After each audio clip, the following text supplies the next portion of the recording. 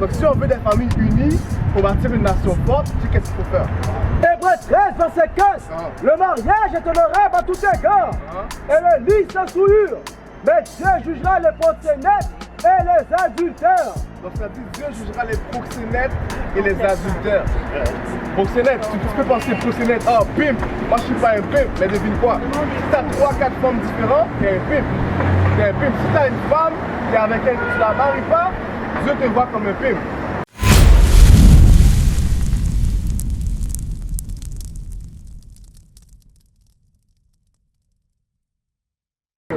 On peut garder les commandements si tu veux, tu vois ce que je veux dire? Ouais. T'avais une question sur ça? Non, ma question c'est par rapport si les obligations de la vie t'obligent comme ça à travailler aujourd'hui. Comme si ton boss te dit,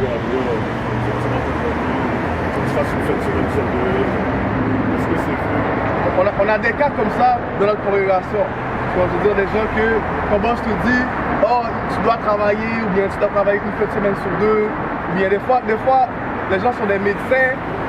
La loi les oblige à travailler une seule semaine, des affaires de même. Mais ces gens-là, la vraie réponse, est-ce qu'ils font l'effort pour avoir la journée off? Est-ce que tu vas demander à ton boss, hey, est-ce que je peux avoir la journée off? Parce qu'ils ont des lois, là, des lois de respect de religion, des affaires de même, que tu peux dire à ton boss, hey, ma religion me dit de garder le jour du sabbat, donc est-ce que je peux avoir le samedi off? Tu vois ce que je veux dire? Donne-moi Hébreux 10, verset 26.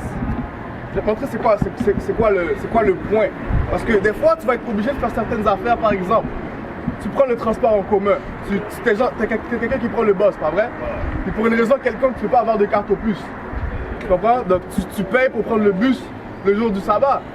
Ou bien, des fois, ça arrive qu'on doit aller super loin, on doit aller à Toronto, puis on n'a pas assez de gaz. Tu t'arrêtes, tu mets du gaz. Ça veut dire tu payes.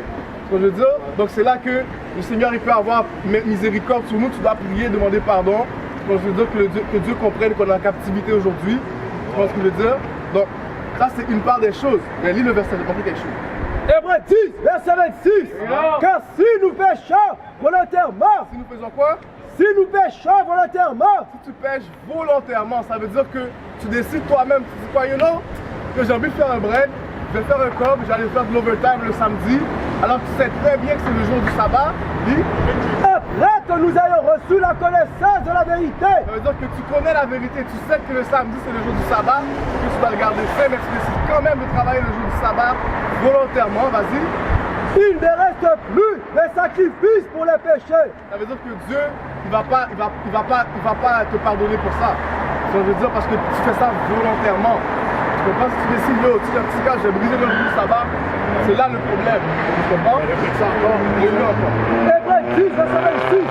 Car si nous péchons volontairement, après que nous ayons reçu la connaissance de la vérité, il ne reste plus de sacrifices pour les péchés. Tu comprends? Il reste plus de sacrifices pour ton péché. Ça veut dire que tu fais ça volontairement, tu décides volontairement d'aller contre les lois de Dieu. C'est là le problème. Tu vois ce que je veux dire? C'est là le problème. Si tu pêches de façon ignorante. Ça veut dire quoi si tu as reçu la vérité? La vérité, ça veut dire que tu sais qu'est-ce qu'il faut faire. Par exemple, tu sais que le sabbat, c'est le samedi et que tu ne dois pas acheter. Toi, tu dis quoi? Tu dis, yo, c'est quoi? C'est une belle journée pour magasiner. Puis là, tu vas magasiner. C'est ça que ça veut dire si tu reçois la vérité et que tu le fais volontairement. Si tu ne reçois pas la vérité, ça veut dire que tu ne sais pas. Par exemple, nos frères et sœurs qui vont magasiner aujourd'hui, certains d'entre eux, ils ne savent pas que c'est le jour du sabbat. Tu comprends? C'est pour ça que dans Exode 20, verset 8, ça dit quoi? Ça dit rappelle-toi, souviens-toi du jour du sabbat. Lis-le encore. Exode 20, verset 8. Souviens-toi du jour du sabbat. Parce que devine quoi? On irait en esclavage. Ok? Puis ces peuples-là, c'est eux qui nous enseigneraient quoi? Un Jésus blanc. Que le dimanche, c'est là qu'il faut aller à l'église. Tu comprends? Donc on oublierait le jour du sabbat. Là maintenant, Moïse dit quoi? Souviens-toi du jour du sabbat, de le garder saint. Pendant 6 jours, tu travailleras et feras tout ton travail. Ça veut dire que ça, tu le sais. Tu sais que le jour du sabbat, il doit être saint. Mais tu le transgresses pareil, c'est là le problème. Tu comprends? Là, j'ai une question pour toi, mon frère. Est-ce que tu es marié? Non, non, pas du tout. T'as une femme? Là, non, mais je parle à ma femme. Ok, moi, Hébreux 13 dans ce cas. C'est mon frère. Ce que nous, on enseigne, c'est... Ok. il y a une phrase que j'aime bien, ça dit une nation commence avec la famille. Donc, je veux dire, si tu regardes la communauté aujourd'hui, des fois c'est au baby mom, baby daddy. Donc, je veux dire, tu as 3-4 femmes, 3-4 enfants différents avec eux. Donc, je veux dire, le peuple, c'est ça qu'ils font aujourd'hui. C'est ça qu'ils font aujourd'hui, même aux States. Puis là, ça a commencé aux States, ça se rend ici à Montréal, en Haïti, même à faire. Tu comprends, des fois, tu regardes des vieux parents de 60 ans. Tu comprends, moi, ma femme, son père, il y a plusieurs enfants différents avec plusieurs femmes différentes. Ça, c'est pas une famille unie, ça, tu comprends? Donc, si on veut des familles unies pour bâtir une nation forte, tu sais qu'est-ce qu'il faut faire? Hébreux 13, verset 4. Le mariage est honorable à tout égard et le lit sans souillure. Mais Dieu jugera les proxénètes et les adultères. Donc ça dit Dieu jugera les proxénètes et les adultères. Proxénète, tu peux penser proxénète, oh pimp, moi je suis pas un pimp, mais devine quoi? Si tu as 3-4 femmes différentes, tu es un pimp. T'es un pimp. Si tu as une femme et avec elle tu ne la maries pas, Dieu te voit comme un pimp, comme un proxénète. Ça veut dire pourquoi? Ouais, pourquoi? Parce que tu ne l'as pas mariée. Ça veut dire pourquoi est-ce que tu marierais pas la femme avec qui tu es? Parce que tu ne veux pas rester avec elle? Pourquoi sinon? Ça veut dire, si tu aimes vraiment la femme avec qui tu es, tu vas la marier. La Bible dit que tu dois la marier puis rester avec elle tout le long de ta vie. C'est ça que la Bible dit. Demain, Matthieu 19, verset 5.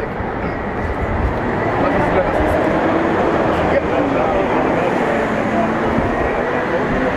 Non, pas du tout, pas du tout. Avant le mariage, rien du tout. Même pas de bisous, rien. Pas de bisous? Non. Non, même pas venir de Calais pour sortir cet été sur ton chest. Non, rien du tout. Pour de vrai, je le savais ça, mais je te le demande juste pour... Je te le dis, c'est ça que la Bible dit, man. Lis ça. Matthieu 19, verset 5. Et il dit, pour ce motif, l'homme quittera son père et sa mère. L'homme quittera son père et sa mère, vas-y. Et s'attachera à sa femme. À sa femme. À sa femme. Une seule femme. What is a nation? Nation is family. Nation is community. Nation is men leading by example. Nation is women's support. Nation is children with role